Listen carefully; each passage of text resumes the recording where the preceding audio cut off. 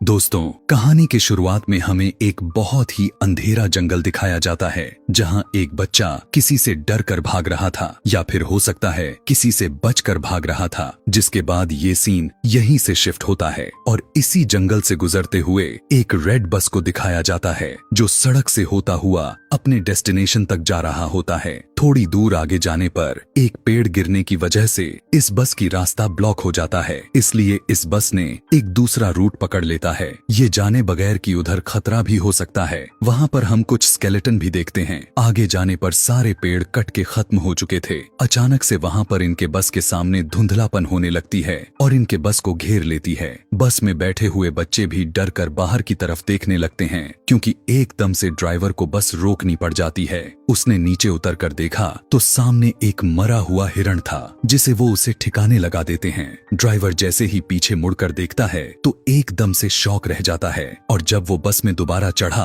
तो पता चलता है कि उसके पीछे से कोई आदमी भी चढ़ता है जिसने बस ड्राइवर को गन पॉइंट पर लिया हुआ था। वो सभी बच्चों को धमकी देकर अपने सीट पर आराम से बैठने को कहता है। सभी बच्चे उसकी बात मान जाते हैं और बस में आराम से बैठ जाते हैं। इसी बस में बैठे हुए एक बच्चे को याद आता है कि उसने न्यूज में इस आदमी के बारे में पढ़ा था। वो एक सीरियल किलर था और ये कुछ ही दिन पहले जेल से भागा था। और यही नहीं बल्कि डरा देने वाली बात तो ये थी कि ये आदमी सिर्फ टीनेजर को ही मारा करता था, या यह कह सकते हैं कि वो एक साइकोपैथ है। इस आदमी के कहने पर सभी लोग अपने फोन को विंडो से बाहर फेंक देते हैं और ड्राइवर अपनी बस चलाता रहा। और चलते हुए ड्राइवर ने एक और साइन बोर्ड मिस कर देता है जिस पर लिखा हुआ था कि वे एक मिलिट्री के खाली जोन की तरफ बढ़ रहे हैं, यानी एक ऐसा एरिया जहां सालों पहले रिसर्च की गई थी लेकिन अब वहां पर कोई इंसान नहीं रहता है। अब इनकी बस एक टनल से होता हुआ जाने लगता है जिस टनल में लाइट्स भी जल रही थीं, लेकिन कुछ दूर जाने के बाद उनका बस एकदम से रुक जाती है।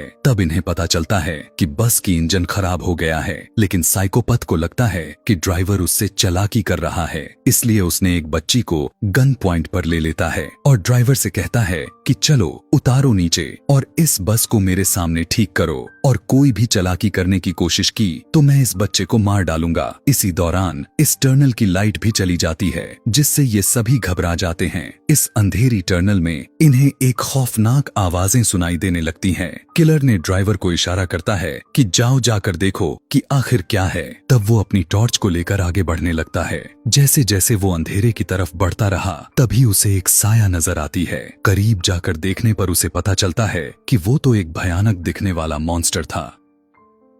ड्राइवर डर कर चिल्लाने लगा और उस मॉन्स्टर ने उस ड्राइवर को पकड़कर मार डाला। बस के अंदर बैठे सभी लोग ये सब देख रहे थे। वो किलर भी जल्दी से उस बच्ची को लेकर बस के अंदर आ गया। सभी बच्चे चिल्लाने लग जाते हैं, लेकिन वो किलर सभी बच्चों को चुप रहने को कहता है ताकि वो मॉन्स्टर उन्हें देख ना पाए और सुन ना पाए। किलर तेजी से बस स्टार्ट करने की कोशिश करता है, लेकिन यहाँ पर तो बस की चाबी ही नहीं थी। वो तो ड्राइवर के हाथ में थी जिसे वो मॉन्स्टर मार चुका था। वो इन सभी बच्चों में से एक लड़की को ड्राइवर के पास भेजता है बस की चाबी लाने के लिए। अब डरते डरते वो बच्ची जैसे बस ही ड्राइवर के पास जाती है तो वो उसे देखकर शॉक रह गई, मतलब कि वो ड्राइवर मर चुका था। लड़की को यकीन ही नहीं आ रहा था। गम से उसकी आंसू निकलने लग गए, लेकिन यहाँ पर रोने का वक्त नहीं था, इसलिए वो उस चाबी को लेती है और बस में वापस आ गई। बस में उस बच्ची की हालत कुछ खास ठीक नहीं थी। जब बाकी बच्चे उससे ड्राइवर के बारे में पूछते हैं तो वो ना में सर हिला देती है क्योंकि अब वो ड्राइवर जिंदा नहीं था। इस बात को सुनकर सभी बच्चे उदास और दुखी हो जाते हैं। यहाँ भी किलर रेगी नाम के लड़के को बस स्टार्ट करने को कहता है, लेकिन बस तो खराब थी, आखिर कैसे स्टार्ट होती। उसे धमकी देता है, अगर तुमने बस स्टार्ट ना की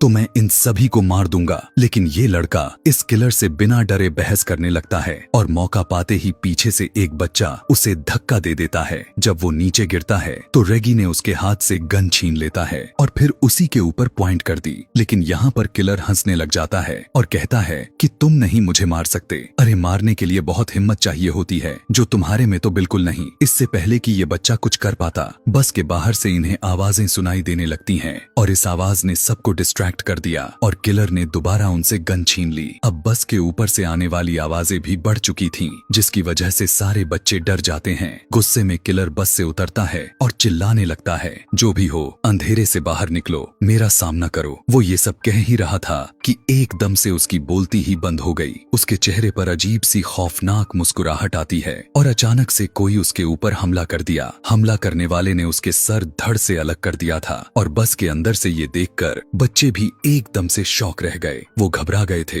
क्योंकि उन्हें क्रिएचर यानी मॉन्स्टर की एक हाथ में उस आदमी का सर और वो खौफनाक सी दिखने वाली क्रिएचर नजर आ रही थी। उसके हाथ में बहुत सारे टेंटिकल्स थे जो उस आदमी के सर में धसाए हुए थे। इन्हें समझ ही नहीं आ रही थी कि ये आखिर करें तो क्या करें। ये लोग अब अपनी जान बचाने के लिए इस बस के अंदर रहने का डिसाइड करते हैं, लेकिन तब तक कि जब तक इन्हें बाहर से अजीब सी आवाजें सुनाई नहीं देने लगी थीं। कड़कड़ाते हुए आवाज से बस का दरवाजा खुला और इन्होंने बस के सीट के ऊपर उस मॉन्स्टर के बड़े बड़े हाथ दिखे। अब ये मॉन्स्टर बस के अंदर आ जाता है, जिससे बचकर ये सभी बस के दूसरे डोर से भागने लगे, पर ये दरवाजा नहीं खुला। उसके हाथ में टॉर्च थी। जब गलती से मॉन्स्टर की तरफ होता है तब ये नोटिस करते हैं कि ये मॉन्स्टर लाइट से डर रहा है। बस इसी चीज का फायदा उठाते हुए इन्होंने लाइट के जरिए उस मॉन्स्टर को दूर रोक कर रखा कि इतने में इनका बस का दरवाजा भी खुल गया और ये लोग बस से उतर गए। लाइट को मॉन्स्टर की तरफ रखते ही सभी बच्चे आगे की तरफ भागते रहे और एक बंकर के अंदर पहुंच जाते हैं। बंकर के अंदर एक रूम भी होता है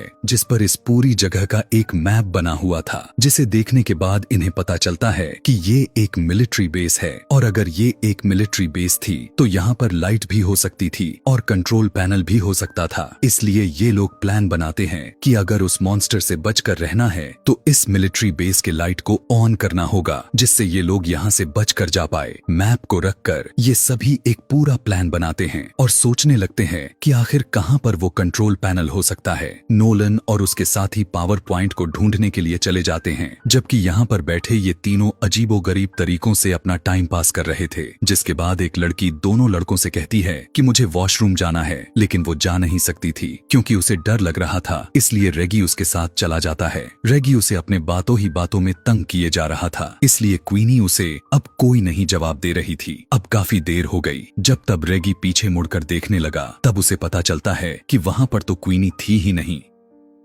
जिसके बाद तो उसके होश ही उड़ गए। जोर जोर से चिल्लाते हुए वो क्वीनी को यहाँ वहाँ ढूंढने लगा तो उसके दूसरे दोस्त को भी पता चल गई कि क्वीनी गायब है। इसलिए एक दूसरे एरिया में क्वीनी को ढूंढने लगे और आखिर एक ऐसी जगह पहुंचे जहाँ इन्हें क्वीनी दिख गई। लेकिन उस समय क्वीनी के ऊपर एक मॉन्स्टर था, एक भयानक मॉन्स्टर जो क्वीनी को खाने ही वाला था। क्वीनी की हालत उस मॉन्स्टर को देखकर खराब हो गई थी, पर रेगी उस मॉन्स्टर को फायर दिखाकर उसे डिस्ट्रैक्ट करता है, जबकि उसका दूसरा दोस्त क्वीनी को निकालने में कामयाब हो गया। क्वीनी और उसका दोस्त दोनों तेजी से उस मॉन्स्टर से बचकर भागने लग जाते हैं, ये सोचे बगैर कि रेगी उसके पीछे है कि नहीं। असल में रेगी के हाथ से उस मशाल को नीचे गिरा दी थी और वो नीचे पानी में गिरकर बुझ गई और अब वो मॉन्स्टर बस उसके ऊपर हमला करने ही वाला था। उसके मुंह से अजीब सी चीजें निकलकर रेगी के मुंह पर गिर जाते हैं और ये खून था। क्वीनी और उसके दोस्त जब आकर रेगी को देखें तो उनके तो होश ही उड़ गए। ये लोग तो अब तक कुछ कर भी नहीं सकते थे और इससे पहले ये मॉन्स्टर रेगी को खा जाता।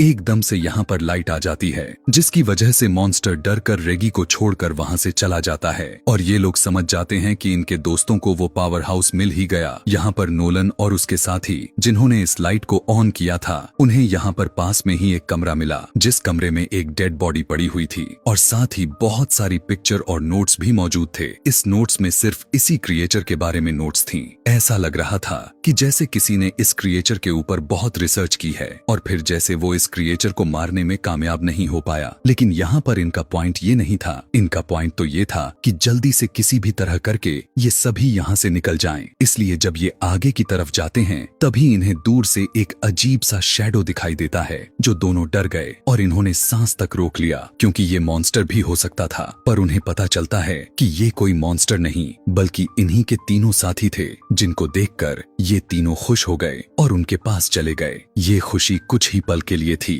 क्योंकि उन्होंने क्वीनी के गर्दन पर एक निशान देखा जो जख्म था, बहुत ही काफी बुरी जख्म जिसके अंदर से खून निकल रहा था। सभी लोग सोचने लग जाते हैं कि क्वीनी तो अब उस मॉन्स्टर से इन्फेक्टेड हो चुकी है, इसलिए कुछ लोग इसमें से कहते हैं कि शायद हमें क्वीनी को साथ में नहीं रखनी चाहिए, लेकिन ये लोग ऐसा नहीं करते। ये क्वीनी को साथ में ही रखते हैं। उसके साथ आखिर क्या होने वाला है, इसकी इंफॉर्मेशन लेने के लिए ये सभी लोग दोबारा उसी कमरे में जाते हैं जहां पहले उन्हें बहुत सारी नोट्स मिले थे उस मॉन्स्टर के बारे में। वहां पर पड़े हुए बहुत सी नोट्स में से वो एक नोटबुक उठाते हैं और उसे पढ़ना शुरू कर देते हैं। ये एक लड़के की कहानी थी जिसे अपनी बहन के साथ नई नई चीजों को एक्सप्लोर करना बहुत अच्छा लगता था, और इसी तरह से ये लोग एक्सप्लोर करते करते एक दिन ये लोग इस मिलिट्री बेस तक आ गए। वो लड़का जिसने इस कहानी को लिखी थी वो मैप को गौर से देखता रहा और वो पीछे ही रह गया, जबकि उसकी बहन आगे की तरफ बढ़ती रही और एकदम से वो कुछ देखकर शॉक हो गई, जैसे उसे अंदर से कुछ अजीब चीज नजर आई हो। पीछे जो उसका भाई था वो जैसे ही उसकी तरफ देखता है तो अब बहुत देर हो चुकी थी।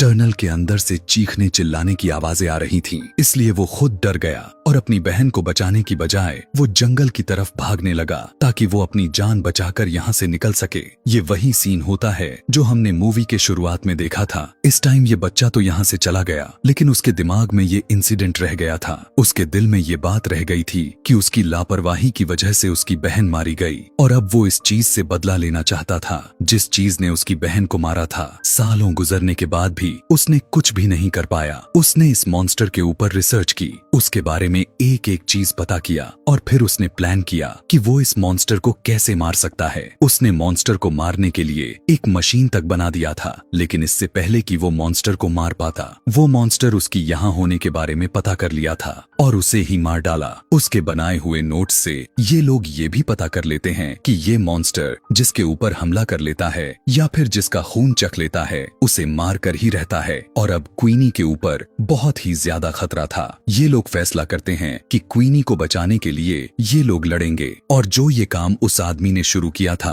उसे ये लोग पूरा करेंगे। उसी मशीन को ये लोग कंप्लीट करेंगे और उस मॉन्स्टर को मार देंगे। लेकिन क्वीनी यहाँ पर कहती है, नहीं, मेरी वजह से कोई भी अपने आप को खतरे में नहीं डालेगा। लेकिन उसके सारे दोस्त अच्छे थे। वे कहते हैं, नहीं, हम सारे के सारे यहाँ से जिंदा बचकर निकल जाएंगे। ये सोचकर ये सभी एक दूसरे को गले लगाते हैं और फिर एक साथ अपने प्लान पर काम करना शुरू कर देते हैं। कुछ ही देर के बाद ये लोग उस आदमी की बनाई हुई मशीन को हासिल कर लेते हैं जो अब पूरी तरह से काम भी कर रही थी। ये देखकर ये लोग बहुत खुश हुए, लेकिन अभी भी काम बाकी था। उस मॉन्स्टर को इस मशीन के सामने लाना, जिसके लिए ये लोग एक ट्रैप बनाते हैं। क्वीनी की खून से भीगी हुई कपड़े एक खाली जगह पर रख देते हैं ताकि उसे सूंघते हुए वो क्रिएचर वहां तक आ जाए। थोड़ी ही दूरी पर उन्होंने क्वीनी को भी खड़ा किया हुआ था ताकि मॉन्स्टर एकदम से सही जगह पर आए और ये लोग लाइट जलाकर उसे मार दे। उनके प्लान के मुताबिक वो मॉन्स्टर इनके सामने आया भी। वो सूंघते हुए उसने क्वीनी के कपड़े भी उठाए, लेकिन ये क्वीनी नहीं थी, वो जान गया था। ठीक इसी टाइम नोलन को वो ट्रिगर नीचे करना था, लेकिन बदकिस्मती से वो ट्रिगर फंस गया, जिससे मॉन्स्टर क्वीनी को ढूंढते हुए उसके पीछे आ गया। इससे पहले वो क्वीनी के ऊपर हमला कर पाता। ठीक उसी वक्त वो लोग उस मशीन को चालू कर देते हैं और बहुत सारी लाइट उस मॉन्स्टर पर पड़ने पर मॉन्स्टर क्वीनी को छोड़ देता है। क्वीनी और उसकी दूसरी साथी तेजी से भागते हुए टनल से बाहर निकल आते हैं। अब इनके एक साथी तेजी से भागते हुए उस मॉन्स्टर के पेट में स्टैब कर देता है, लेकिन इनकी वार से मॉन्स्टर का कुछ नहीं बिगड़ा था। अब इन सभी के पास यही बचा हुआ था कि ये सभी यहाँ से अपनी जान बचाकर भागे। हाथों में मशाल लिए हुए ये सभी बाहर की तरफ भागने लगते हैं, लेकिन अब मॉन्स्टर इनके पीछे पीछे था। वो दोनों लड़कियां तो कब की टनल से बाहर निकल गई थीं। टनल से बाहर निकलने के बाद उन्होंने काफी अच्छा फील किया और फिर पीछे देखा जहां अभी उनके दोस्त नहीं आए हुए थे, और अब उनके सामने मॉन्स्टर भी खड़ा हुआ था। डर से ये लोग कांपने लगे, लेकिन मॉन्स्टर बाहर नहीं आया क्योंकि बाहर रोशनी थी। कि तभी वो तीनों दोस्त पीछे से मॉन्स्टर के करीब आकर उस पे आग लगाकर टनल से बाहर आ गए। मॉन्स्टर आग में जल गया और फाइनली इनका प्लान काम भी किया और सक्सेसफुल रहा। इन्होंने उस मॉन्स्टर को मार दिया था और इन सब की जान बच गई थी। ये न सिर्फ अपने लिए बल्कि यहाँ पर सभी के आने वाले खतरा को खत्म कर दिया था। मूवी के लास्ट में ये बच्चे अपने ड्राइवर को याद करते हैं जिसने इनसे एक पहेली पूछी थी कि वो ऐसी क्या चीज है जो हर मुसीबत से हमें बाहर निकाल देती है। उस टाइम तो इन्हें उस पहेली का जवाब नहीं मिला था, लेकिन अब ये लोग पूरी तरह से समझ गए थे कि वो चीज हिम्मत है जो किसी इंसान को बड़ी सी बड़ी मुश्किल से बाहर निकाल देती है। मरते हुए ड्राइवर ने इन्हें बहुत बड़ा सिख सिखा कर गया और यहीं पर ये कहानी समाप्त हो जाती है।